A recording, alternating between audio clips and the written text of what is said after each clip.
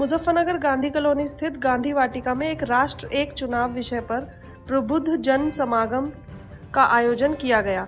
कार्यक्रम में मुख्य वक्ता के रूप में पहुंचे भाजपा संगठन के प्रदेश महामंत्री एवं राज्यसभा सांसद अमरपाल मौर्य ने एक राष्ट्र एक चुनाव के विषय पर बोलते हुए कहा कि यदि देश में सभी चुनाव एक साथ कराए जाए, इससे देश के बहुमूल्य संसाधनों एवं पैसों की बचत होगी, साथ ही आम जनता को भी अनेकों लाभ मिलेंगे। मौर्य ने बताया कि आज़ादी के बाद 4 चुनाव ऐसे हुए जिनमें लोकसभा एवं राज्यसभा के चुनाव एक साथ कराए गए।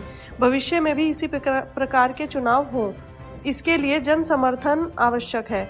कार्यक्रम में सैकड़ों की संख्या में व्यापारी, जनप्रतिनिधि, चिकित्सक, अधिवक्ता, इंजीनियर्स, अध्यापक, चार्टर्ड अकाउंटेंट्स, विभिन्न सामाजिक संस्थाओं के प्रतिनिधि एवं अन्य प्रबुद्ध लोग उपस्थित रहे।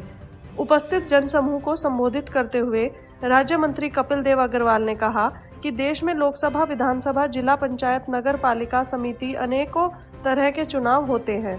चुनाव के दौरान आचार संहिता लगने से विकास कार्य प्रभावित होते हैं, जिससे आम जनता को काफी नुकसान होता है।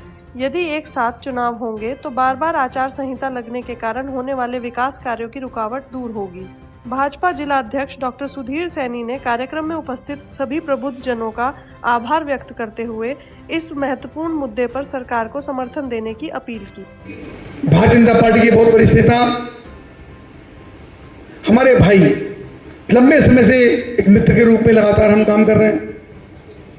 उमा भारती जी जब लगातार हम सबका नेतृत्व करती थी, तब से लेके आज तक एक मित्रवत वो भी आगे बढ़ते गए। कुछ आशीर्वाद हमको भी आप सबको पार्टी का मिला। आज हम सब के बीच में प्रदेश के महामंत्री के रूप में और बहुत बड़ी जिम्मेदारी राज्यसभा के रूप में भारतीय जनता पार्टी ने चयन किया। अमरपाल मौर्य जी, एक बार पुनः तालियां बजा करके उनका हम अभिनंदन रखेंगे।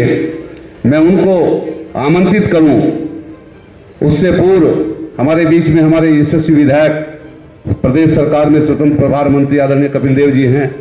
मैं उनसे आग्रह करता हूं कि वे आए और 2 मिनट में अपना मार्गदर्शन हमें देने की कृपा करें। 1967 तक तो चुनाव ठीक से होते रहे और 1967 के बाद में चुनाव की स्थितियां बदलना प्रारंभ हुई। जब इंदिरा गांधी को लगा कि मेरी सत्ता हिल रही है, तो उन्होंने अपने उद्देश्यों की पूर्ति के लिए राज्यों की सरकारों को गिराना प्रारंभ किया। यह यात्रा 1967 से प्रारंभ हो जाती है और इस यात्रा के साथ में अनेक चुनी हुई सरकारों को कांग्रेस ने अपने स्वार्थ के लिए इस देश की सत्ता पर उनकी सत्ता बनी रहे, इसके स्वार्थ में एक देश एक चुनाव की प्रक्रिया को मिटाने का काम किया और देश को एक आर्थिक नुकसान में 1967 के बाद से उन्होंने डालने का बीड़ा प्रारंभ किया। साथियों, आप ध्यान करिएगा कि देश की जब आजादी प्राप्त हुई तो उन्होंने देश के अंदर घूम घूम करके कांग्रेस के लोगों ने ऐसा जो है वातावरण बनाने का काम किया कि देश का जन्म ही जैसे 1947 के बाद हुआ है। हम सब उस देश की आजादी में, आप बताइए, इस देश की आजादी के लिए कोई ऐसा जिला, कोई ऐसा शहर नहीं है कि जिन्होंने अपने प्राणों की आहुति नहीं दिया। लेकिन इन कांग्रेस के लोगों ने ऐसा प्रचार किया कि देश की आजादी का जो बीड़ा था, देश की आजादी दिलाने का काम सिर्फ तो कांग्रेस के लोगों ने दिलाया। ये आज भी अपने भाषणों में बोलते हैं। आप बताइए, क्या सुभाष चंद्र बोस के बलिदान के जीवन को कोई भुला सकता है देश? क्या भगत सिंह के जो है जीवन को कोई भुला सकता है? क्या चंद्रशेखर के जीवन को कोई भुला सकता है क्या?